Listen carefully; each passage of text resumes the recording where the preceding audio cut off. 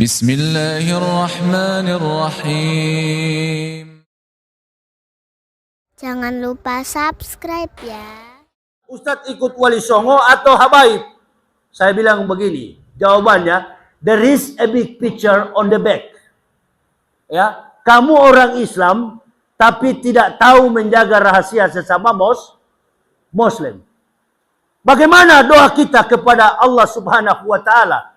Ya Allah, lindungilah Nabi Muhammad, anak cucu dan para sahabat. Ada enggak para habaib? Ada enggak anak cucu? Kenapa sekarang baru ribut?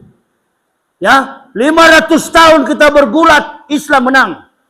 Islam dimuliakan karena persatuan antara Wali Songo dan Ba'alawi. Kalian sendiri yang bangun Islam, kalian yang hancurkan. Al-Islamu mahjubun bil muslimin. Islam dirusak oleh orang Islam sendiri. Tidak tahu menjaga rahasia. Ini permainan siapa? There is a big picture on the back. Ada gambar besar di belakang sana untuk menenggelamkan, menghancurkan Islam Indonesia. Supaya tidak muncul. Karena tidak ada Islam yang paling baik, Islam yang paling santun, Islam yang paling toleran, Islam yang paling berdedikasi, dan Islam yang paling berkompeten. Kecuali Islam Indonesia. Saya baru pulang dari Malaysia. Bulan lalu saya baru pulang di Malaysia. Saya tidur di rumahnya Datuk Yahya. Sama nama dengan saya. Beliau tokoh besar di Malaysia. Anwar Ibrahim pun dimaki-maki sama beliau. Karena kawan. Mereka dekatan rumah. Rumahnya besar sekali. Dia bilang, Mr. Yahya, nanti malam tidur di rumah saya. Ratusan kamarnya. Tidur di mana saya, Datuk? Ada kamar yang saya nanti bawa Pak Yahya tidur di tempat saya. Ustadz Yahya tidur. Ustadz tidur di tempat Presiden Ustadz tidur. Presiden mana, Datuk? Soekarno? Bukan. Soeharto? Bukan. SBY? Bukan. Habibie? Bukan. Susilo Bambang Yudhoyono? Bukan. Presiden yang sekarang. Presiden jujur, presiden sederhana, presiden yang paling santun, namanya Joko Widodo. Datu salah. Was wrong, mistakes. Itu presiden paling rusak di Indonesia. Gara-gara dia, kita menderita sampai hari ini 10 tahun. Dan kami para ustadz ditangkap tanpa kasus pidana. Nah, jadi Datu salah. Orang Malaysia begini dekat. Tidak tahu kalau presiden kita ini rusak. Ini Mulyono ini. Iya, saya tidak tahu musola ini pro Jokowi atau tidak, tapi ini kebenaran. Tidak peduli. Tidak peduli. Kalau kebenaran, katakan. Katakan, jangan di karang-karang cerita. Saya bilang Datuk sudah salah. Masa Mr. Yahya? Telepon dia, nanti saya bicara. Ada nomor HP-nya? Ada. Silakan telepon, nanti saya bicara dia. Saya di sana tanggal 11 sampai tanggal 15 Oktober. 5 hari lagi Jokowi itu sudah mau turun. Sekarang dia berikan tongkat estafet itu kepada anaknya. Ini Fufu Fafa ini. Ini Gibran. Pidato tidak mempunyai konteks dan teks yang baik. Sudah ketahuan dari awal. Cara memegang mic di tangan kiri. Tidak pernah latihan leadership. Sudah ketahuan. Jadi kalau orang protes ijazah palsu, bukan cuma palsu, memang bukan sarjana. Dari tutur katanya, menggunakan grimernya pun, sudah kami ragu dari awal. Biar bagaimanapun pemimpin itu kalau pernah duduk di bangku kuliah, bertatap muka dalam indeks prestasi kumulatif, pasti punya kemampuan leader. Punya kemampuan kepemimpinan. Tapi ini memang tak punya apa-apa. Nah, kesempatan Luhut Binsar Panjaitan, ini bajingan-bajingan semua yang menungganginya. Termasuk juga Prabowo yang menunggangi. Sekarang kita lihat bagaimana realita bangsa kita ini. Jangan kita cuma pikir, oh kita aman-aman saja. Negara Malaysia sana tidak tahu bagaimana struktur pemerintahan kita di Indonesia. Dan Jokowi itu dianggap baik sekali. Rendah hati, sepatunya murah, bajunya murah. Betul, tapi haus kekuasaannya luar biasa. Sampai sekarang tidak mau lari dari apa ini? Apa namanya? Kamera. Mau muncul terus. Ya kita doakan Pak Prabowo hati-hatilah.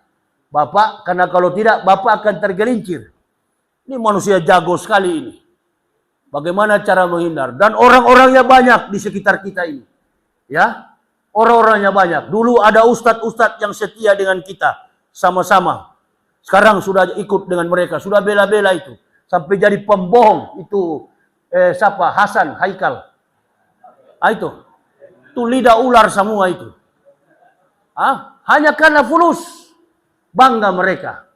Satu sudah menyerah. Menghina-hina tukang es teh itu.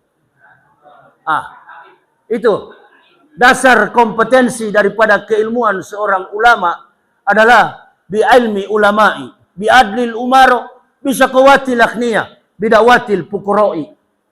Jadi dasar keilmuan seorang ulama itu ilmu. Kalau tidak punya kompetensi, tidak berilmu, berarti bukan ulama. Kalau saya sudahlah, jangan dianggap ustadz, bukan ulama. Saya hanya diangkat Allah dari lumpur kafir, lumpur musyrik, ditempatkan ke dalam hidayah Islam. Dan begitu dalam Islam, konsisten. Ya Allah, Engkau berikan hidayahmu. Dan saya menemukan kebenaran Islam ini sebagai pegangan hidup mati kami sekeluarga. Satu saja, berikan saya umur panjang, kutegakkan agamamu. Kalau 1000 orang yang berjuang atas namamu sebagai mujahid, maka di dalamnya ada saya. Kalau tinggal 100, aku pun masih ada. Tinggal 10, aku masih ada. Tinggal 1, akulah orangnya. Sekarang sudah terbukti kan? Sekarang sudah terbukti. Tumbang satu persatu, tidak ada lagi yang muncul yang keras. Semua dilembutkan. Semua bila perlu dirangkul. Demi menjaga NKRI. Demi menjaga keutuhan, toleransi antar umat beragama. Ibu bapak tidak tahu taktik. Walan tardo ankal yahud. Wala nasro hatta tatabia milatahum. Kafir-kafir ini bermain di bawah tanah. Mereka bergerak bagaimana orang Islam itu. Kaum grassroots. Orang-orang yang tinggal di pinggiran. Daerah-daerah yang terisolasi. Supaya mereka bisa murtad. Kalau kita di Keranggan sini sulit untuk dimurtadkan.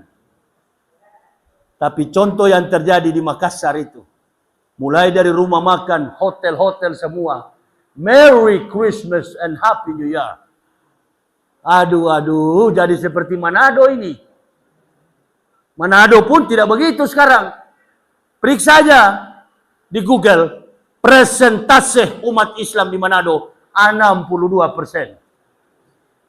Begitu. Islamkan yang kafir, kokohkan iman saudara Muslim. Dulu saya masuk Islam, Manado itu cuma 0,18%. Sekarang persentase umat Islam di Manado 62%. Hampir tiap hari orang mengucapkan La ilaha illallah Muhammad Rasulullah. Tertarik dengan ajaran agama ini. Cuma persoalannya inilah. Kadangkala sesama ulama saling menggigit, saling berkelahi. Orang tanya, Ustadz di kubu Ba'alawi atau di kubu Wali Songo? Ya, saya jawabannya bijak. Saya di kubu Ba'alawi. Karena itu adalah keturunan Nabi. Dan saya juga ada di kubu para ulama. Innal ulama warasatul anbiya. Tapi saya tidak ada dalam kubunya Imaduddin. Saya tidak ada dalam kubunya Imaduddin. Kalau orang bilang Habib Bahar Smith kelakuannya begitu, memang kelakuannya begitu karena dia lahir di Manado. Dia besar di Manado. Kalau dia lahir dan tumbuh di Jawa, insya Allah karakternya cooling down. Karakternya pasti tenang. Tapi karena dia tumbuh lahir dan dibesarkan di Manado, maka karakternya seperti orang Manado. Itu Bahar Smith. Habib Bahar Smith. Saya sudah remaja, dia masih anak kecil. Rambutnya memang selalu panjang begitu. Jadi orang mencari tahu, mencari kelemahan Bahar Smith. Ketika dia melakukan hal-hal negatif, Habib Rizik Syihab yang dibawa kemana-mana. Yang dilempar kemana-mana. Ibu bapak tahu, terakhir kami satu penjara. Penjara kami bukan di atas tanah, di bawah tanah. Bareskrim Mabes Polri. Sampai penyakit yang tidak pernah saya derita. 2022 saya keluar dari penjara. Penyakit itu nggak sembuh-sembuh sampai sekarang. Dokter bilang pembengkakan jantung. Dokter bilang lambung. Macam-macam penyakit. Saya bertahan sampai hari ini, ibu bapak. Belum lagi kawan-kawan saya yang tewas di dalam penjara. Di dalam penjara itu tidak ada ventilasi. Hanya kipas angin. Kalau kipas angin mati, lampu mati, sulit kita bernafas. Penjara di bawah tanah. Bersama dengan Habibana Muhammad Rizik Syihab. Dari semua tahanan yang sakit, hanya Habib Rizik yang nggak pernah sakit. Ini. Jaga persatuan ini. Kenapa sama-sama orang Islam saling menjelekkan? Apa untungnya? Apa manfaatnya bagi umat? Umat jadi bingung. Banyak jamaah yang bertanya, Ustadz, tolong bicarakan. Setiap ceramah sampaikan itu, Ustadz. Ustadz di pihak mana? Saya tidak ada di pihak manapun. Saya bela Ba'alawi, saya bela Wali Songo. Ba'alawi adalah keturunan Nabi dan Wali Songo adalah pewaris dari para Nabi. Innal ulama warasatul anbiya. Ulama itu adalah pewaris Nabi. Jadi saya tidak mungkin tidak beriman kepada anak cucu Nabi, zuriat Nabi, dan tidak beriman kepada para ulama. Saya hormat, saya respect, saya takzim kepada mereka. Yang saya tidak hormat, yang saya tidak takzim itu tuh Imaduddin itu. Dia yang bikin kasus. Bukan main dosanya nanti itu. Saya juga berteman sama Haji Roma Irama. Tapi dengan kejadian begini, saya diundang. Satu waktu saya diundang, wallahi, saya sampai viral di YouTube. Undang Ustadz Yahya Waloni. Waktu sebelum ceramah, saya nggak tahu kalau saya diundang ceramah, Pak Haji. Di warung di belakang, saya di-input terus di kuping. Ustadz mesti begini, kita mesti jujur bicara soal begini, begitu, begini. Mana saya tahu? Orang saya dari kafir. Dan saya tahu, jangankan Habib Rizik dan Nabi Muhammad. Ya, sekali lagi. Jangankan Habib Rizik dan Nabi Muhammad. Panggil orang Arab yang sudah lahir di Indonesia. Ibunya Jawa, bapaknya orang Arab. Ya, dan kemudian periksa gen dengan orang Yahudi. Periksa gennya. Sama enggak dari keturunan Ibrahim? Ini kok langsung periksa gennya Rasul? Dari Ibrahim dulu. Bu. Berapa bini Ibrahim? Berapa bini Ibrahim? Sampai ada istilah Hebrew. Hebrew itu menyeberang sungai. Delta Mesir. Mereka mau ke Mesir dari Babilonia.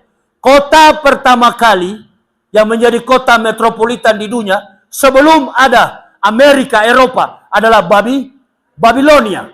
Nah, Babilonia ini adalah tempat di mana perampokan sering terjadi oleh bapaknya Ibrahim. Bapaknya Ibrahim ini perampok besar. Termasuk gurunya Imam Syafi'i. Fudail bin Iyad. Mantan perampok, mantan pencuri, dan lain sebagainya. Mereka menyeberang sungai Delta Mesir. Sampai di Mesir bertemu perempuan namanya Siti Hajar. Lahirlah anak pertama bernama Ismail. Kebetulan Sarah ini mandul. Ketika malaikat akan menghancurkan Sodom and Gomora, malaikat bilang kepada Ibrahim, kamu sudah tua sekali. Istrimu juga sudah tua sekali. Tapi istrimu sakit hati sekarang. Insya Allah tahun depan anaknya akan lahir. Namakan dia Ishak. Lahirlah, tapi ini Ismail sudah lahir.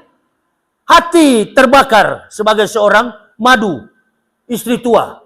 Melihat Allahu Akbar, ini istri muda cepat sekali melahirkan anak. Mau lari tak boleh dari panggilan Allah. Tapi memang cantik perempuan Sarah ini. Perempuan dari Ur Kasdim. Ur Kasdim itu Irak. Lahirlah kemudian namanya Ismail. 13 tahun kemudian lahir perempuan Sarah punya anak bernama Ishak. Disunat adalah Ismail, disembelih, dijadikan sebagai ujian adalah Ismail. Di kitab Kristen, Ismail lebih dulu lahir, lebih dulu disunat, dan dikatakan Ishak. Dia sendiri yang menuliskan bahwa yang lebih dulu lahir adalah Nabi Ismail. Tapi yang dibaptis, yang disunat adalah Ishak. Nah, ini kitab gila, kitab tidak masuk akal. Makanya saya perlihatkan kepada hakim di pengadilan. Hakim tanya kepada pendeta-pendeta ini, coba tolong luruskan dulu ini. Coba tolong luruskan. Ya, sudah jelas-jelas bahwa yang lahir pertama anaknya bernama Ismail. Tapi menurut Kristen, anak yang tunggal adalah Ishak, jauh belum lahir. Nah, ini cerita gila semua, tidak kontekstual, tidak sistematik, tidak masuk tale plus superstition becomes nonsense. Dongeng tambah tahyul sama dengan omong, nggak bisa dipercaya, itu palsu semua. Dan saya punya data tentang kepalsuan Bible itu. Saya perlihatkan di depan pengadilan. Bebas saya. Lahirlah anak ini, kemudian disunat. Disunat dengan Ibrahim. Lalu, saya mau tanya ibu. Kalau ibunya 2, bapaknya 1, Ismail dan Ishak ini anak tiri atau anak kandung? Sekali lagi, anak tiri atau anak kandung? Kandung, karena dari 1 bapak, kecuali bapaknya 11, ibunya 1, berarti anak buangan. Tapi di Islam pun tak boleh. Tak ada anak haram. Alastu birabbikum qalu bala syahidna. Ada agreement, ada perjanjian. Itu adalah milik Allah. Kafir di luar sana, ibu-ibu umur 120 hari kandungannya, tanya dia, you punya kandungan umur berapa Maria? Kalau Islam Maria Magdalena. Oh, usia saya 4 bulan kata dokter. 4 kali 3, 120. Berarti sudah terjadi agreement. Allah sudah datang.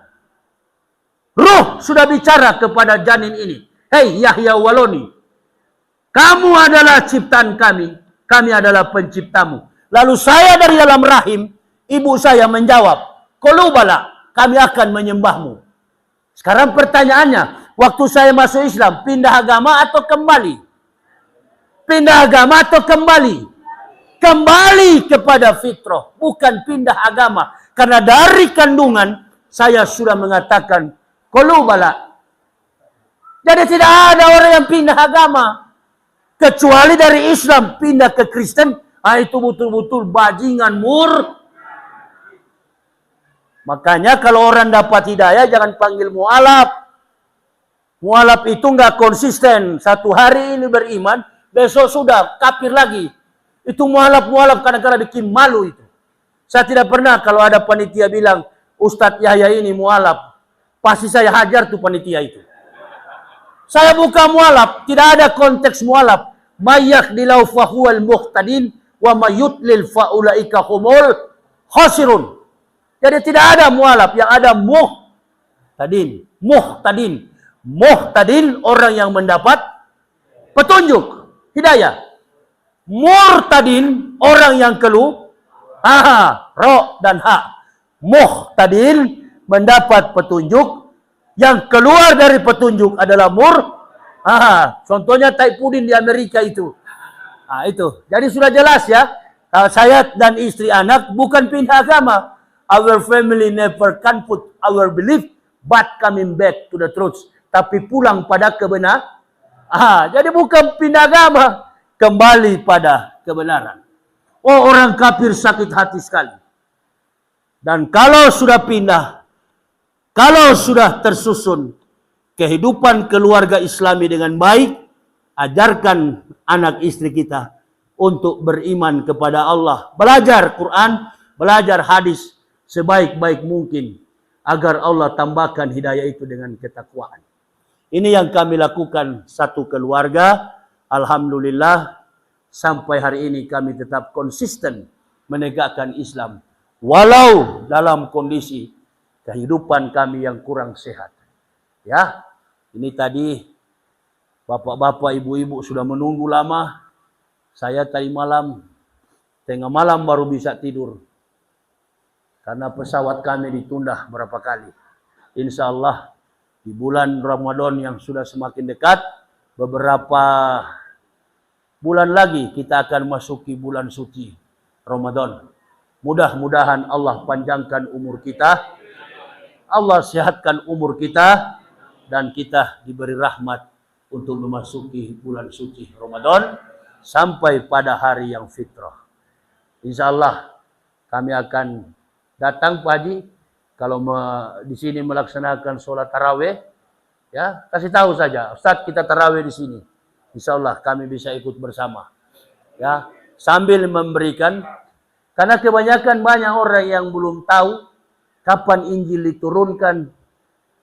Ramadan pertama itu kitab apa yang Allah turunkan setelah 700 tahun, apa yang diturunkan sampai kepada kitab yang namanya Al-Furqan. Al-Furqan. Al-Furqan, penyempurna antara hak dan batil. Itu belum banyak yang tahu rahasia diturunkannya kitab-kitab samawi. Jadi semua kitab termasuk Injil Isa alaihissalam diturunkan pada malam ke-18 Ramadan.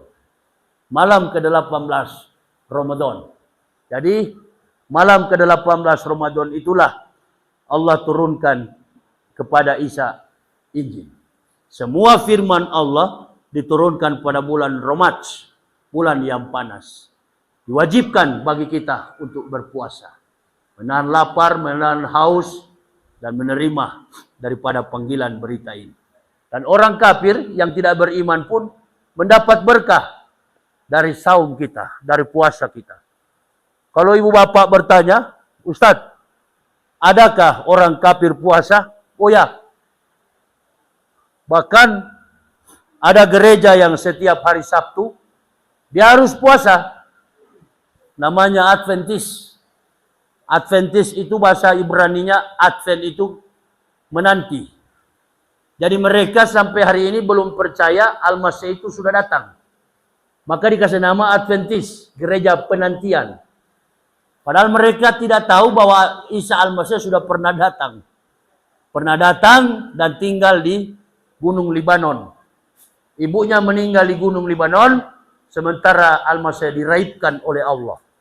Ya, disunyikan oleh Allah, digaibkan oleh Allah. Sampai sekarang mereka perselisihkan dan mengatakan Isa Al-Masih mati tersalib. Pertanyaannya sederhana. Kalau betul Isa tersalib, tersalibnya di mana? Di mana kata pendeta-pendeta, kata orang Kristen? Di Golgota. Golgota itu artinya tempat eksekusi mati tentara Romawi.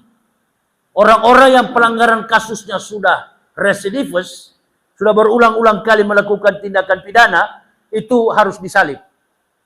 Nah, tempatnya di mana? Golgota. Golgota itu bahasa Ibraninya bukit tengkorak. Karena semua mati jadi tengkorak di situ. Dan katanya Al-Masih disalib di situ. Pertanyaannya simple logic. Kalau betul Isa Al-Masih tersalib di situ dan tanah terbelah dua, orang mati bangkit kembali menurut berarti yang percaya dan beragama Kristen pertama kali adalah orang Yahudi agamanya apa sekarang? Yudaisme, kitabnya Talmud, dan tidak percaya kepada Nabi Isa. Mereka akan percaya Nabi Isa kalau Nabi Isa dari keturunan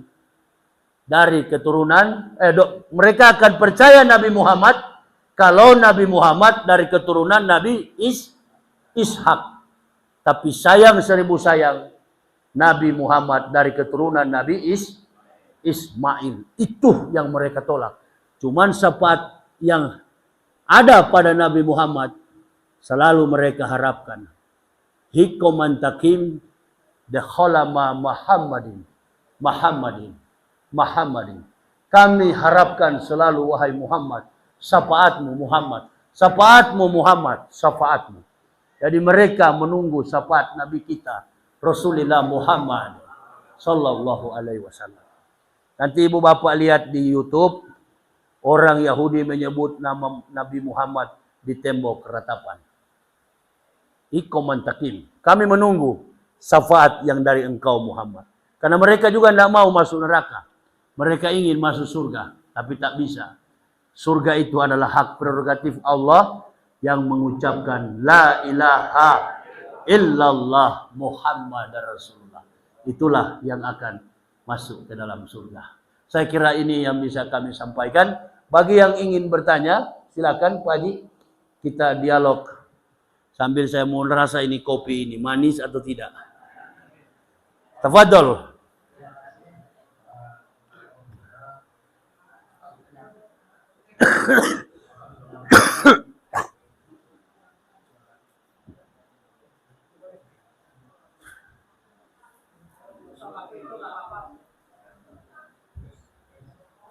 Terima kasih pada almarhum Ustaz atas penyampaiannya, sungguh sangat menarik dan ini sebuah pencerahan buat kita semua. Mudah-mudahan kita terus meningkatkan iman kita, tahun kita, bahwa ini adalah sebuah keyakinan yang tidak bisa ditolak. Kita jaga masing-masing doa kita, Waalaikumsalam. Insya Allah kita mengambil makna apa yang telah disampaikan oleh Pak Ustaz tadi. Barangkali ada yang mau bertanya. Satu, dua, empat. Kalau ada berbuatnya ada ya. Jadi pertama pihak bapak kan satu lah. Ya. Dari pihak ibu. Ya. Itu pertanyaan dulu ya. Ya. Saya catat. Ya. Silakan Pak. Waalaikumsalam warahmatullahi wabarakatuh. Ya Pak Haji. Ya.